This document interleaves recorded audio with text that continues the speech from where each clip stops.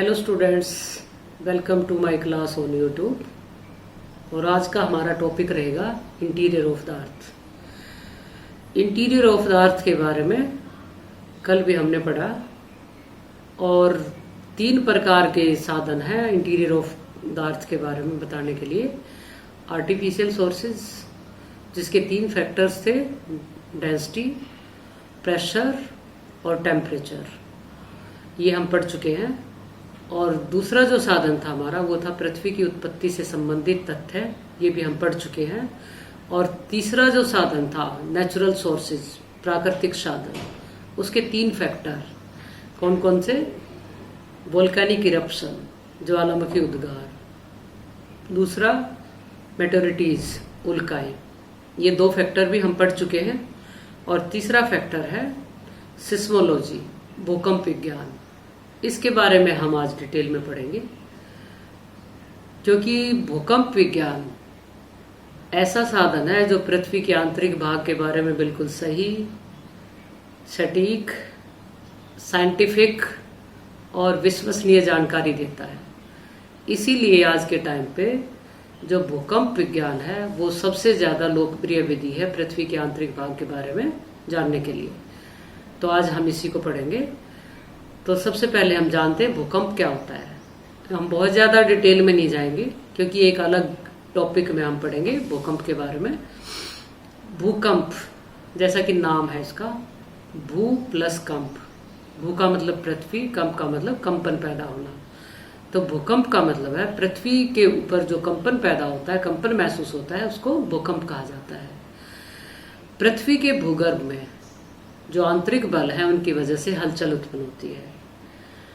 और पृथ्वी के भूगर्भ में जिस स्थान पर ये हलचल शुरू होती है उसको भूकंप मूल, सिस्मिक फोकस कहा जाता है। और वहीं से भूकंपीय तरंगें उत्पन्न होकर चारों तरफ फैलती हैं। पृथ्वी के धरातल के ऊपर जिस स्थान पर ये तरंगें सबसे पहले पहुंचती हैं, सबसे पहले महसूस की जाती हैं, उसको एपिसेंटर कहा जाता है, अभिकेंद्र कहा जाता है। और ये एपिसेंटर कहाँ होता है? जो सिस्मिक फोकस है, भूकंप मूल है, उसके बिल्कुल ऊपर, वर्टिकली ऊपर, वहां पे सबसे पहले भूकंप महसूस किया जाएगा और बाकी जगह पे उसके बाद। ऐसा क्यों? क्योंकि भूकंप मूल के बिल्कुल परपेंडिकुलर जो स्थान है वही एपिसेंटर है, और जो परपेंडिकुलर होता है वो शॉर्टेस्ट डिस्टेंस होता है। तो इसलिए भूकंपीय तरंगें सबसे पहले एपिसेंटर के ऊपर महसूस की जाएंगी। और जब भूकंप आता है तो उससे 3 प्रकार की तरंगें उत्पन्न होती हैं। और ये 3 प्रकार की तरंगें अलग अलग व्यवहार करती हैं अलग अलग भागों में, और उसी से हमें आंतरिक भाग के बारे में जानकारी प्राप्त होती है। तो चलो जानते हैं कि कौन कौन सी तरंगें उत्पन्न होती हैं। 3 प्रकार की प्राथमिक तरंगें, द्वितीय तरंगें और धरातलीय तरंगें, पी तरंगें या प्राथमिक तरंगें। क्योंकि ये तरंगें पृथ्वी पर सबसे पहले पहुंचती हैं, इसलिए इनको प्राथमिक तरंग कहा जाता है। इन तरंगों की गति सबसे ज्यादा होती है। इन तरंगों की गति 6 से 15 किलोमीटर पर सेकंड तक होती है। इन तरंगों में जो कणों की डायरेक्शन होती है वो तरंग की दिशा में ही होती है, यानी कण उसी दिशा में आगे पीछे मूव करते हैं, चलते हैं। इसीलिए इनको लॉन्गिट्यूडनल वेव्स भी कहा जाता है। ये तरंगे ठोस, तरल और गैस तीनों प्रकार के माध्यम में से गुजर सकती हैं। एस वेव्स, इन्हें गौण तरंगे भी कहा जाता है। इन तरंगों की गति पी तरंगों से कम होती है, और क्योंकि ये पी तरंगों के बाद पहुंचती हैं धरातल के ऊपर, इसलिए इनको द्वितीय तरंग भी कहा जाता है। इनकी गति 3 से 4 किलोमीटर पर सेकंड होती है। इन तरंगों में जो कणों की डायरेक्शन होती है वो तरंग की डायरेक्शन के समकोण पर होती है, यानी इसमें जो कण है वो तरंग की दिशा के या तो ऊपर नीचे होते हैं या फिर दाएं बाएं मूवमेंट होती है इनकी। इसीलिए इनको अनुप्रस्थ या ट्रावर्स वेव्स कहा जाता है। ये तरंगे केवल ठोस माध्यम में से गुजर सकती हैं। तरल या गैसियस अगर स्टेट है, माध्यम है, तो ये तरंगे प्रवेश नहीं कर पाएंगी। अब तीसरी प्रकार की तरंगे एल वेव्स। इन तरंगों को सरफेस वेव्स, धरातलीय तरंगे या फिर लॉन्ग वेव्स भी कहा जाता है। इन तरंगों की खोज एच लव ने की थी, इसलिए इनको लव वेव्स भी कहा जाता है। ये भी तीनों प्रकार के माध्यम में से गुजर सकती हैं। ये तरंगे धरातल पर सबसे बाद में पहुंचती हैं, लेकिन सबसे ज्यादा लंबे टाइम तक रहती है। ये तरंगे भूगर्भ में नहीं, धरातल पर पहुंचने के बाद हॉरिजॉन्टल मूवमेंट होती है, इनकी धरातल पर फैल जाती हैं। और ये सबसे ज्यादा प्रलयंकारी, सबसे ज्यादा विनाशकारी तरंगे होती है तीनों प्रकार की तरंगों में। ये तो ही तरंगे तीन प्रकार की। अब भूकंपीय तरंगों का व्यवहार। जब भूकंप आता है तो भूकंप मूल से लगभग 102 डिग्री के कोण पर जो एस वेव्स हैं वो तो पूरी तरह से लुप्त हो जाती हैं, और जो पी वेव्स हैं वो भी बहुत ज़्यादा कमज़ोर हो जाती हैं।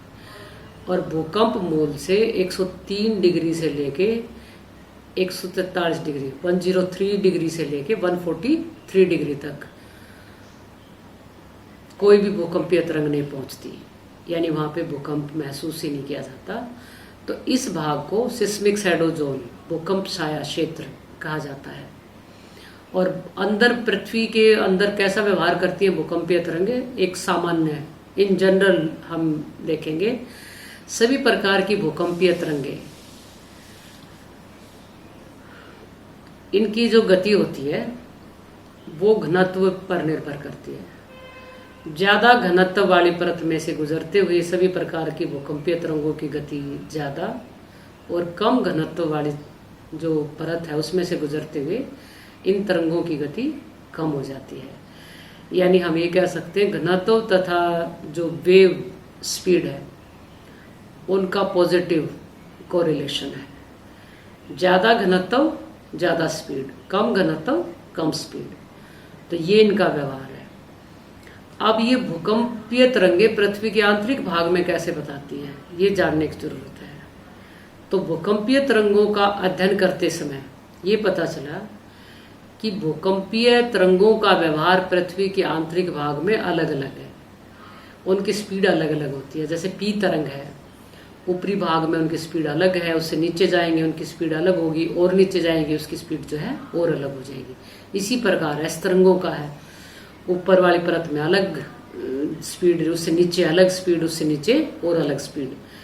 और कुछ बीच का भाग ऐसा भी आ जाता है जहां पे एस तरंगे जाती ही नहीं है। तो इससे हमें पता चलता है कि पृथ्वी अंदर से कैसी है। तो इसी को समझने के लिए वैज्ञानिकों ने जो तरंगे हैं उनके 3 पेयर्स बताए हैं, पीजी तथा एसजी तरंगे। इन तरंगों को 1909 में क्रोएशिया गणतंत्र की कुल्पा घाटी में आए हुए भूकंप के दौरान जेफरे ने नोटिस किया था, और उन्होंने ये बताया कि ये जो भूकंपीय तरंगे हैं इनकी काफी विशेषताएं तो पी वेव से मिलती जुलती हैं, लेकिन कुछ विशेषताएं उनसे अलग भी हैं। और वो अलग विशेषता क्या है, इनकी स्पीड। इन तरंगों की जो गति है, जो पी वेव्स हैं उनकी पी से कम, और जो एस तरंगे हैं उनकी एस से कम। तो इसलिए इनको अलग कैटेगरी में रख दिया, पीजी तथा एसजी तरंग। पीजी तरंगों की गति 5.4 किलोमीटर पर सेकंड और एसजी तरंगों की गति 3.3 किलोमीटर पर सेकंड नोटिस की गई। और इन तरंगों की गति कम क्यों है, क्योंकि ये ऐसी परत में से मूव कर रही है उस टाइम पे जहां पे पृथ्वी के भाग का जो घनत्व है वो कम है, इसी वजह से इन तरंगों की गति कम है। अब दूसरी प्रकार की तरंगे पी के तथा एस के तरंगे। इन तरंगों का पता 1923 में 1923 में कोनार्ड ने और 1926 में जेफरे ने जर्सी तथा हर्टफोर्ड में आए भूकंप से इनको नोटिस किया। और ये तरंगे कैसी थी, ये तरंगे पीजी तथा एसजी तरंगों से इनकी गति ज्यादा और पी तथा एस तरंगों से इनकी गति कम, यानी इनकी जो गति थी वो बीच की थी, न बहुत ज्यादा और न बहुत ही कम। पी के तरंगों की गति 6 से 7 किलोमीटर पर सेकंड और एस के तरंगों की गति 3.5 से लेके 4 किलोमीटर पर सेकंड तक थी। और इन तरंगों की ऐसी क्यों थी स्पीड? इसका कारण यहाँ पे जो चट्टाने हैं, यहाँ पे जो परत है, उनका घनत्व जो ऊपरी परत है उससे ज्यादा है और जो इससे नीचे वाली परत है उससे कम है, यानी इंटरमीडिएट डेंसिटी और इंटरमीडिएट स्पीड। अब जो इसके नीचे जो परत है वहां पे तरंगों की गति काफी ज्यादा बढ़ जाती है और वहां पे उसको हम क्या कहेंगे, पी तथा एस तरंगे। पी तरंगों की गति 8 से 13 किलोमीटर या 13 से भी ज्यादा पर सेकंड पाई जाती है और एस तरंगों की गति भी 4 किलोमीटर पर सेकंड से 5 किलोमीटर पर सेकंड तक पाई जाती है। और यहाँ पे इतनी ज्यादा गति है इनकी, इसका मतलब यहाँ पे चट्टानों का जो घनत्व है, जो डेंसिटी है, वो काफी ज्यादा है। तो ये तो पता चला हमारे को कि अलग अलग डेंसिटी में अलग अलग प्रकार की तरंगे पाई जाती हैं। इन तरंगों के व्यवहार से एक और बात पता चलती है कि 2900 किलोमीटर की गहराई के बाद जो एस तरंगे हैं वो लुप्त हो जाती हैं, यानी अंदर नहीं जाती, वो सिर्फ पी वेव्स उसमें अंदर जाती हैं। इसका मतलब 2900 किलोमीटर की गहराई पर जब हम जाते हैं तो वो भाग ठोस नहीं है, क्योंकि एस तरंगे सिर्फ ठोस माध्यम में से गुजर सकती हैं। तो ये हमें पता चलता है और इसी आधार पर हम ये कह सकते हैं कि पृथ्वी के आंतरिक भाग में 4 परतें पाई जाती हैं, 4 लेयर्स पाई जाती हैं। कौन कौन सी? ऊपरी परत, ऊपरी परत जिसको सियाल परत भी कह सकते हैं, आग्नेय चट्टानों के द्वारा निर्मित है ये, और इसमें बहुत कम स्पीड से चलती है पी तरंगे भी और एस तरंगे भी।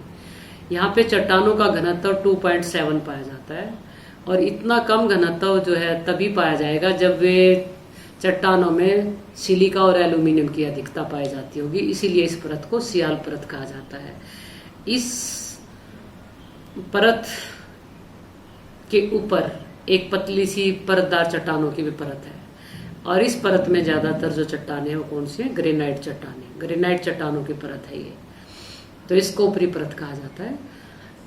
दूसरी परत है मध्यवर्ती परत। मध्यवर्ती परत में चट्टानों का घनत्व ऊपरी परत से थोड़ा ज्यादा हो जाता है।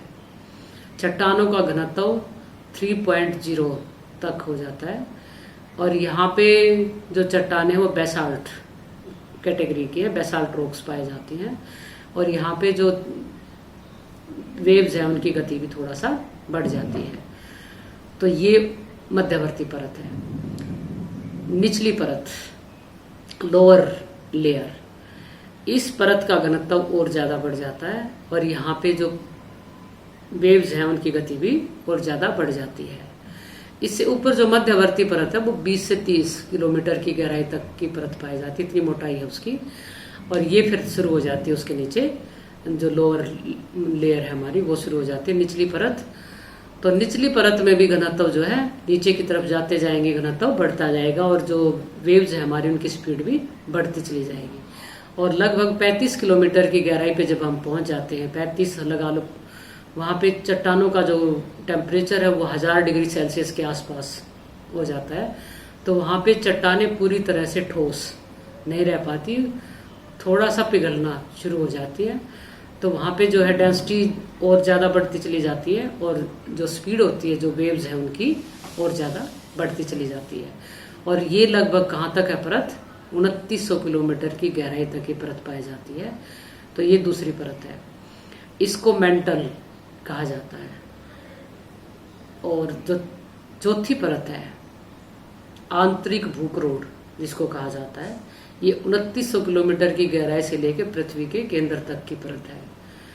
इसमें एस तरंगे प्रवेश नहीं करती, इसका मतलब ये जो भाग है ये ठोस नहीं है, या तो तरल है या फिर गैस है, क्योंकि एस तरंगे सिर्फ ठोस माध्यम में से चल पाती हैं।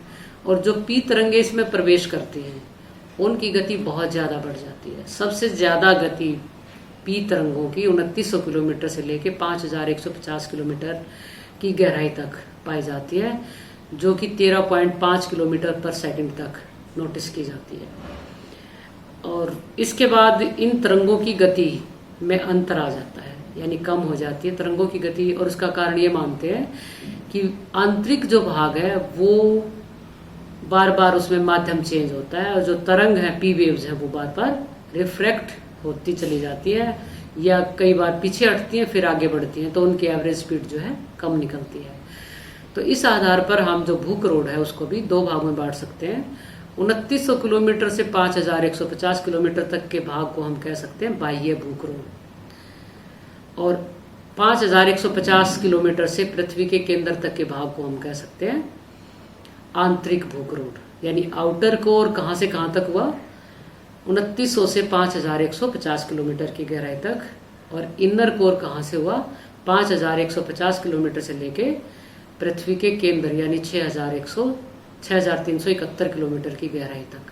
तो आज हम इतना ही पढ़ेंगे। कल के लेक्चर में हम पढ़ेंगे कि विभिन्न विद्वानों के अनुसार पृथ्वी के आंतरिक भाग में जो परतें पाई जाती हैं उनकी गहराई कितनी है, उनमें कौन कौन से तत्व पाए जाते हैं, उनकी डेंसिटी कितनी है, और उनको किस नाम से हम जान सकते हैं। तो सभी विद्वानों के अलग अलग मत हैं, अलग अलग नाम उन्होंने दे रखे हैं। और एक हम पढ़ेंगे इन जनरल पृथ्वी के आंतरिक भाग में कहाँ कहाँ पे परतों के बीच में डिसकंटिन्यूटी पाई जाती है। डिसकंटिन्यूटी क्या होती है, दो परतों को अलग करने वाली जो सीमा होती है, जो लिमिट होती है, उसको डिसकंटिन्यूटी कहा जाता है। तो कल इसको डिटेल में पढ़ेंगे। अगर कुछ पूछना हो, कुछ समझ नहीं आता हो, कुछ रिपीट करना चाहते हो, तो वो कमेंट में पूछ सकते हो तुम। धन्यवाद।